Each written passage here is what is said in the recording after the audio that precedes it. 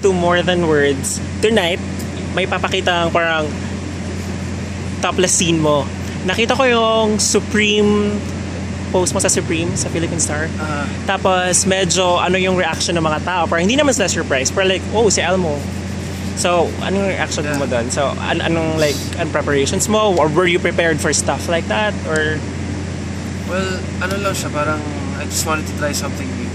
And siguro matagal-tagal pa ulit bago ako maglabas ng something like that. Cosmo na, no? I'm happy na I got to do something like that. Something outside of what I've done. And wala, I like surprising people. I like challenges. What motivates you to have a good physique? What motivates you? Aside from Janine. Wala lang. Kasi ano ako I'm really competitive when it comes to a lot of things. And parang sa mga kaedad ko, parang marami akong friends na ayun, parang nag-gym. Importante yung ano. But hindi naman yun yung pinaka-goal ko. I just wanna be fit. I just wanna be healthy. Kasi lalo na pagpuyatan, you need something to balance yung pagpupuyat. So, yun yung parang outlet ko ng pagiging healthy, yung eating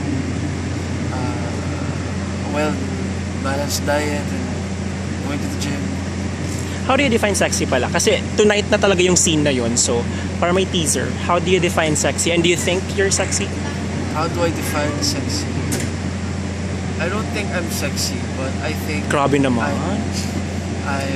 Di nga ako makahinga sa Supreme. I'm at least confident enough. Confidence is sexy. Yung tattoo ba? Totoo yun? Yung Tattoo? It's... Totoo kay Hero. Ba't ikaw wala? Sa akin hindi. Okay. So, yan na lang yan. Kasi nakita ko yan, pinost ni Maxine sa Instagram niya, like my little bro something, tapos yung ano mo, nakailang likes ata yun, more than 10,000 ata. So ito naman question, with More Than Words, really a big hit. Ang labanan talaga ngayon sa teen guys, social media. So how do you feel you're being compared to the likes of Daniel Padilla and James Reid? Parang same league kayo, how do you feel? I think we're all different in our own ways. And we're all just trying to do our best na lang to show the unique side sa aming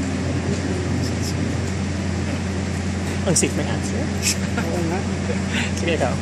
Ayun, since magpapilot pa lang yung parang rival nyo sa other network, do you think it's an advantage na this time medyo nauna yung show ninyo? Medyo may hatak na kayo kahit di ba ganun yun? Kapag ang nilalabanan mo bago sa bago. Oo, I think malaking advantage yun. Kasi, kumbaga marami nang nakapanood ng pilot week namin. So, alam na nila yung aabangan nila. At marami I think na ang kalaban niya, finale week, diba? Yeah, so marami na silang parang nakita sa kwento. At marami rin talagang good feedback about it. How it's super light, nakakagaan, especially at night. Kapag yung mga tao gusto ng relax sa bahay. Especially stress ang news, tapos after. Diba parang, ang ganda nung mixture ng, ang ganda nung timpla ng More Than Words. So, ayun, naman, parang medyo advantage nga talaga. And with Janine, kamusta yung pag nakikita mo siya as ikay? Minsan talaga binibiro ko lang siya